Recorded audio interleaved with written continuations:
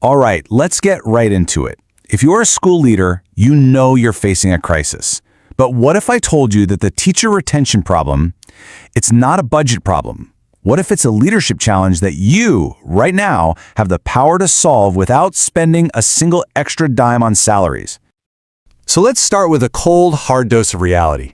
Right this minute, according to Hanover Research, 1/30-year teachers are thinking about leaving. I mean, look around your hallways and your mind's eye. That's 1 in every 3 educators.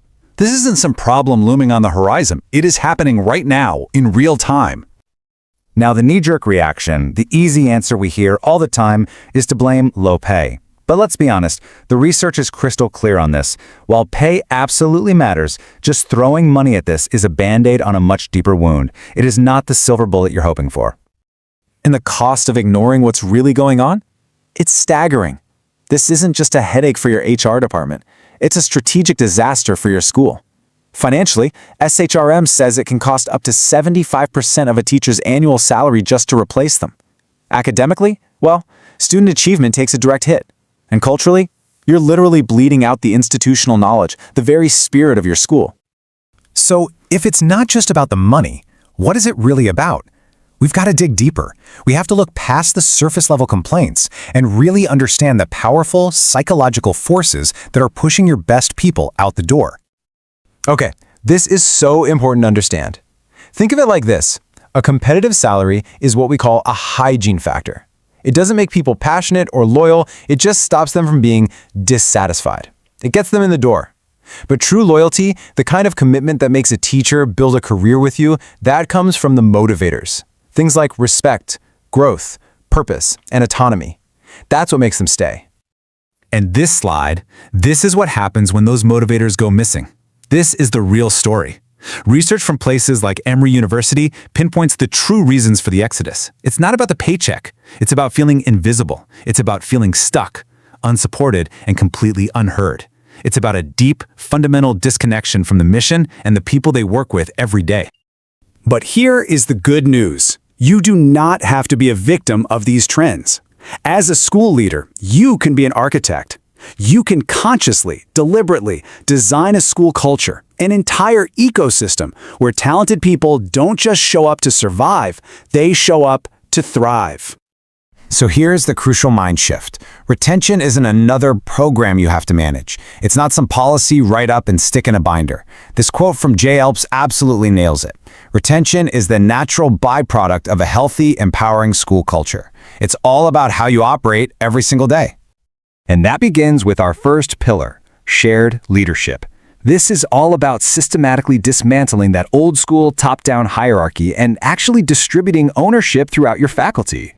What does that look like? It means giving teachers a real seat at the table. I'm not talking about token committees. I'm talking about groups with actual teeth, with real decision-making power. It means trusting them to lead their own professional development, to help shape the school's strategic plan, and, maybe most importantly, giving them the autonomy to be the expert in their own classroom. Our second pillar is meaningful growth. You know, probably the biggest lie we tell in education is that the only way to get ahead is to leave the classroom. That has to stop. We have to get serious about building careers, not just filling positions. And the data on this is just overwhelming. A LinkedIn study found that a staggering 93% of employees would stay with their company longer if it simply invested in their careers. Think about that. This isn't some fluffy perk. It's the absolute core of a modern retention strategy. So how do you do that without a bigger budget? You get creative. You stop the one-size-fits-all PD, and you let teachers choose what's relevant to their own goals. You build powerful, multi-layered mentorship programs, and you create clear, visible, internal pathways for aspiring leaders, showing them they have a future right where they are. The third pillar, radical empathy, might sound a little soft, but I promise you, it is a hard-nosed, practical strategy.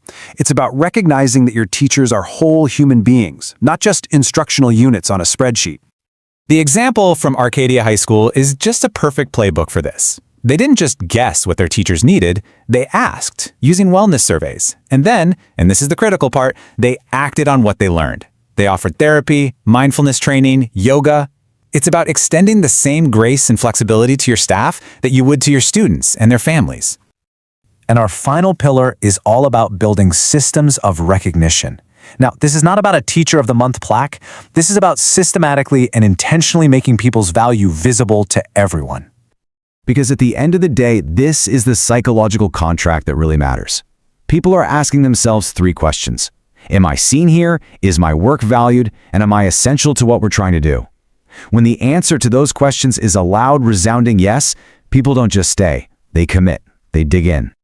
Okay, a strategy without action is just a daydream. So let's get tactical. Let's talk about how you can start this transformation in the next 90 days. Here is your 3-step launch plan. Super simple. First, launch stay interviews. Stop waiting for exit interviews to find out what went wrong. Sit down with your best people now and ask them what keeps you here and what might make you leave. That information is pure gold. Second, form a teacher advisory council and give it a real mandate, real power. This becomes the engine for teacher voice. And third, ritualize recognition. Make it a habit. Start every single staff meeting by sharing 2 or 3 specific wins from the past week. It takes 60 seconds and it completely rewires your school's culture. Now, if this is the kind of strategic thinking you find valuable, make sure you subscribe to the channel, leave a comment, and share this with another school leader who needs to hear it. So, I will leave you with this one final question. Look around your school tomorrow. Listen to the real conversations in the hallways, in the teacher's lounge. The answer is right there in front of you. Because retention, it's the ultimate measure of leadership. The choice of what kind of school you build, well, that choice is yours.